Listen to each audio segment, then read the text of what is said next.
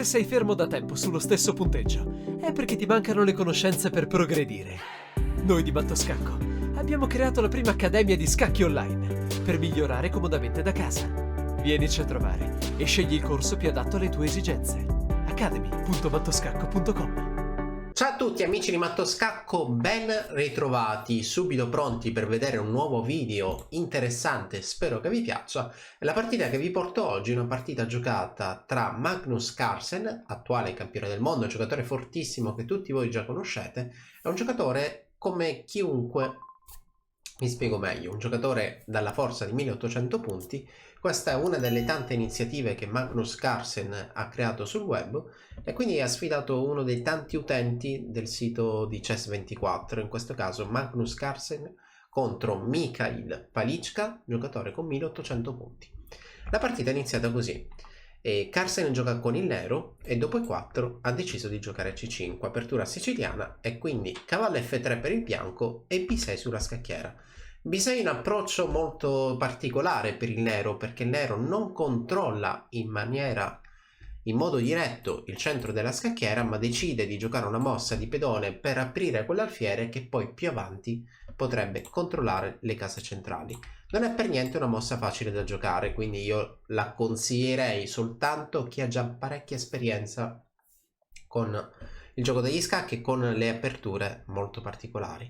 Alfiere c4 per il bianco, un approccio comune. Qualcuno noterà la similitudine con la somiglianza con l'apertura italiana, perché come vedete qui lo sviluppo del bianco è esattamente quello dell'apertura italiana, che a grandi linee non va quasi mai bene contro la siciliana. Per quale motivo? Perché il nero è sempre pronto a dar noia contro quest'alfiere o con il pedone centrale e6 di 5, oppure in alcuni casi con A6 per giocare B5. Dato che il nero ha giocato il pedone in B6, questa spinta in A6 B5 per attaccare sul fianco quell'alfiere non è più così facile da realizzare. E6 per Carlsen, arrocco corto per Mikhail Palichka, e dopo alfiere B7 il pedone centrale sotto attacco. Quest'alfiere, così come dicevo prima, controlla da lontano il centro, quella casa D5 così come la casa E4 sono case controllate a distanza dall'alfiere di case chiare del nero, e quindi questo pedone deve essere o difeso o spinto. In partita Carlsen si è trovato di fronte donna E2 da parte del bianco, perché una possibile spinta vi assicuro che è una mossa molto rischiosa, perché questo pedone potrebbe essere facilmente attaccato dal nero per questo percorso. Cavallo da E7 salta in G6, dunque attacca E5, l'altro cavallo nella posizione naturale di sviluppo attaccherà E5, se necessario potrebbe intervenire la donna, e comunque questo pedone centrale nei peggiori dei casi è anche molto facile da rimuovere attraverso la spinta del pedone in F6. E allora E5 non è una buona mossa, il bianco lo sa e gioca donna E2. A questo punto Carlsen cavallo F6, nuovo attacco sul pedone centrale, cercando di provocare quella mossa che qualche istante fa abbiamo detto essere una mossa molto impegnativa e difficilissima da giocare per il bianco. Quindi E5 attacca il cavallo, che potrebbe adesso trovare una casa forte lì al centro della scacchiera, in caso di cambio riprendere di alfiere, oppure una casa molto, molto particolare che potrebbe essere E4. E4 stona un po' con la posizione che abbiamo di fronte, perché non dimentichiamo che un cavallo al centro è sicuramente molto forte, però un cavallo al centro circondato dai pedoni del bianco e del nero è un cavallo che spesso resta a corto di case, come in questa situazione. Se il bianco giocasse a 3, il cavallo resta intrappolato lì al centro della scacchiera. Dunque, in caso di E5, sicuramente cavallo D5 è la scelta più corretta.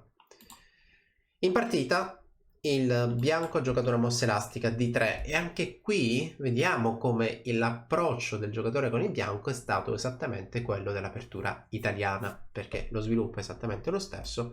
Fa un po', diciamo, una piccola differenza, una sottigliezza rispetto alla posizione standard dell'italiana, e sicuramente la presenza della donna in E2. Alfiere 7 per il nero, sicuramente vogliamo spingere in D5, però è bene farlo in una condizione un po' più sicura. Non dimentichiamo che il nero ha ancora il re al centro della scacchiera e quindi all'apertura del centro della scacchiera è qualcosa di pericoloso.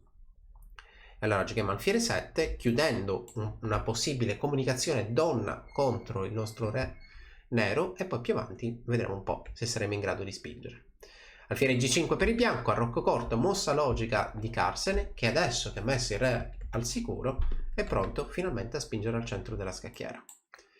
Il bianco cattura, il nero riprende di pedone guadagnando un tempo contro quest'alfiere, e adesso questo è il momento chiave per impostare da nero un gioco, quindi un piano. Cavallo C6 per il nero, D4. Guardate quanto è strana questa mossa, perché è un pedone non difeso da altri pedoni, è un pedone in una casa controllata da due pezzi del nero, e quindi è il tipico sacrificio. Però vi assicuro che il sacrificio del pedone D4 ha delle idee che adesso vi spiegherò un po' meglio seguendo la partita. È un pedone non difeso, dunque Carsen lo accetta, e qui alfiere A4. E questa è una mossa che in parte giustifica il sacrificio precedente di pedone. Quest'alfiere vuole rimuovere il cavallo avversario, difensore del pedone centrale, per poi riprendere al centro della scacchiera. Facciamo attenzione, perché questo pedone in realtà potrebbe anche essere preso dal cavallo, e dopo un possibile cambio si va verso questa posizione. Ma anche questa è una posizione difficile per il nero, perché il bianco gioca cavallo F3, vuole recuperare il pedone, forse io lo difendo con il mio alfiere, ma dopo torre D1 il cavallo ricattura in D4, e dopo la semplificazione ciò che viene fuori è un pedone in D5 isolato su una diagonale dove io ho l'alfiere di fianchetto. Quindi questo alfiere di case bianche soffre perché la sua diagonale è chiusa.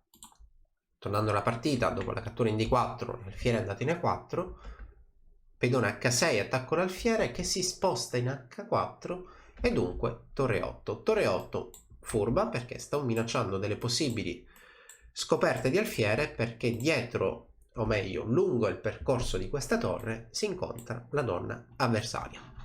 Donna D3, cavallo E4, cambio l'alfiere di case nere, il nero riprende. Sarebbe fantastico, dato che è una partita giocata su internet con una differenza di elo incredibile, potrebbe anche darsi che diciamo nella fretta del tentativo di cercare semplificazioni dal bianco si possa cadere in qualche semplificazione errata. Ad esempio la cattura in E4 è sicuramente sbagliata, perché la presa di pedone creerebbe la famosissima forchetta, il pedone attacca due pezzi e quindi vantaggio netto per il nero. E tuttavia Palichka gioca la mossa giusta, alfiere per cavallo C6. È chiaro, la forchetta si può vedere facilmente, però alfiere per cavallo è molto bella, perché dopo la ripresa cavallo per D4, e qui vi dico che chi è che sta meglio è sicuramente il bianco, perché il bianco sta giocando contro un pedone isolato e sta giocando contro un alfiere avversario che è rimasto chiuso. Quindi questa è una posizione in cui da adesso in poi al bianco andranno bene tutte le semplificazioni, e il nero deve fare attenzione a come gestire i suoi pezzi. Donna F6 sulla scacchiera per Carsen, cavallo per C6, ok, semplifichiamo, stiamo meglio, ma non è l'approccio più corretto, perché questo cavallo vale molto più di questo alfiere chiuso. Infatti anche Carsen stesso sosteneva, ok, in questa posizione sicuramente sto peggio, e vediamo un po' come va. Di fatto pur sempre una partita giocata su internet, blitz, quindi vuol dire con poco tempo sull'orologio per entrambi i giocatori, e chiaramente il giocatore esperto può provare a vincere pressando l'avversario, cercando di fargli perdere tempo, pressando l'avversario, creando manovre che possa non conoscere. Cavallo per C6, piccola imprecisione, e dopo torre 1 il cavallo si riposiziona in C5. Quel pedone che prima era una debolezza, rimasto lì isolato, adesso potrebbe avere l'idea di essere spinto per conquistare spazio. Cambio delle torri, donna C3 per certi versi, provando a inchiodare questo cavallo, però donna 4 già ottiene una posizione migliore per il nero. Donna 4, attacco il pedone, bisogna difenderlo, lo spingo, però D4 il nero qui ha più spazio. E vedete che differenza c'è tra questo pedone adesso, e adesso tornando un po' più indietro, Vediamo un po' questo pedone, o meglio, un po' più avanti. Allora, lo rifaccio. Quindi guardate che differenza tra il pedone D4 e guardate che differenza in questa posizione col pedone in D5. Ok, questo è un pedone D5 che è sicuramente una debolezza, però il pedone D4, come vedete, è un punto forte perché conquista spazio, si fissa nella metà scacchiera avversaria e fa indietreggiare i pezzi avversari. Il bianco, a corto di tempo e sta comunque giocando contro il campione del mondo, propone il cambio, scelta probabilmente pratica. Cambio le donne e a questo punto, purtroppo per il bianco, l'ingresso della torre è fortissimo. La torre in seconda è molto forte. B4 attacca il cavallo, torre per C2, ottima intermedia contro un cavallo non difeso e qui purtroppo la partita crolla. Scelta interessante adesso perché Carlsen era pronto a giocare cavallo B3, però ha giocato la mossa più corretta, cavallo A4. Solitamente portare un cavallo al bordo della scacchiera è qualcosa di strano se non sbagliato, però dopo cavallo A4 questo pedone semplicemente avanzerà. Purtroppo per il bianco, anche in caso di torre D1 per catturare il pedone, purtroppo il bianco non può allontanare la torre per via dello scacco matto sull'ultima traversa. Quindi in questo caso il nero potrebbe giocare cavallo attacca torre, se tu mi catturi scacco matto a seguire. E quindi significa che il bianco, consapevole di questo, ha creato la via di fuga, però il pedone semplicemente continua la sua galoppata, la sua avanzata verso la promozione. La partita prosegue proprio in questo modo: promozione con scacco, cattura del cavallo col scacco e chiaramente per ovvi motivi il bianco si è reso. Questa è una partita molto particolare e Carlsen stesso ha riconosciuto di aver raggiunto una posizione inferiore, e non dimentichiamo comunque sia che anche la sua apertura non è stata tra le più forti. Alfiere B7 nella variante della siciliana con B6, quindi in partita è stata giocata cavallo F6, pedone D3, alfiere 7, alfiere G5 a rocco corto, cavallo D2.